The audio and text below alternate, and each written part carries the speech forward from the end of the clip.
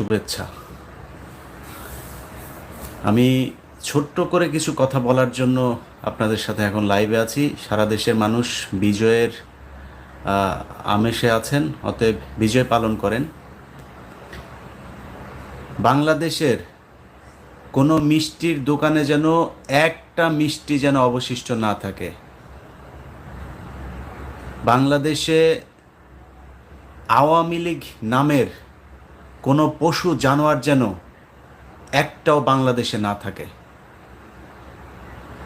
বাংলাদেশে এই গত 2-3 দিন আগের ঘটনা,